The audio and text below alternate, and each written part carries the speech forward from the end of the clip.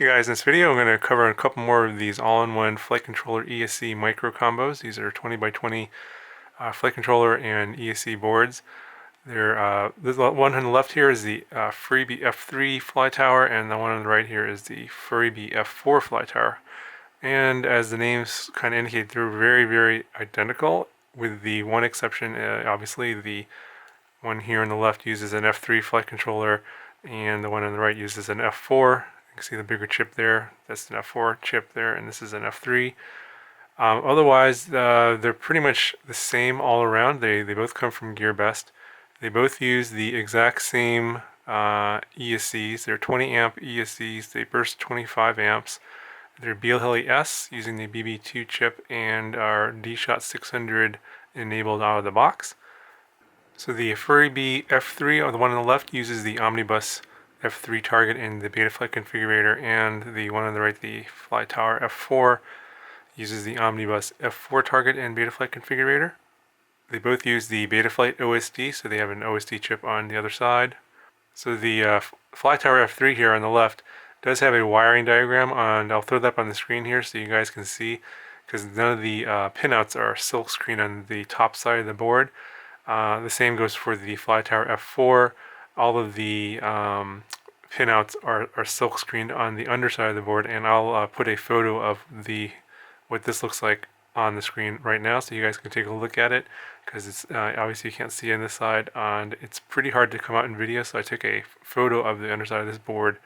So these are both 20 by 20 all-in-one combos, and they both use the M2 sized standoffs and screws, so be aware of that for your board. You may need to use a washer to convert to M3 sized screw hole. Now both of these do come pre-assembled exactly like this out of the box. They come pre-soldered with the JST connectors.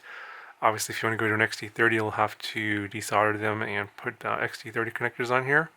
So having these already assembled out of the box is kind of an advantage over the eSheen Mini Cube that I reviewed in the first Easy Bake Micro Drones video. Yeah, so this was the eSheen Mini Cube from the first Easy Bake Micro Drones video, and this required a little bit of assembly to put that together. This is the same one that comes off of the Aurora 90 and Aurora 100, and I know some of you guys had issues with the ESCs either desyncing or causing a death roll and crashing. These ESCs, even though they're D-Shot 600 capable, they are only 10 amp ESCs, so I'm thinking that the problems with this have to do something with the battery, or the motors drawing too much power and desyncing the ESCs. I personally haven't had that problem with this stack. They've flown pretty well for me, and I'm actually putting another one here in this build. I haven't put this video out yet, but this is another build I'm going to be putting together. But I'm thinking that these new FuriBee Flytowers with the 20 amp ESCs are probably going to be a little bit different, because they're 20 amps to 25 amp burst, and probably will have better tolerances in terms of voltage sags and such.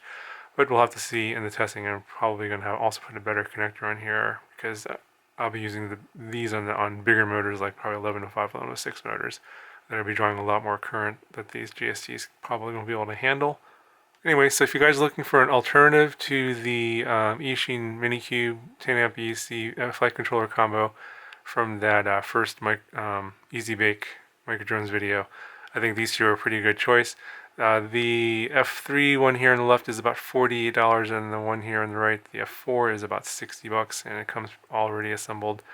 And you just basically plop it down on your frame, screw it on, and then obviously you have to solder on your video transmitter, all-in-one camera combo, and your receiver. But that's pretty much it. Oh, obviously and your motors as well, but that's pretty much it. And as I said in the other video, these are a good way to get started on your micro builds, because there's not as much assembly needed to build your micros these days for these all-in-one combos coming out.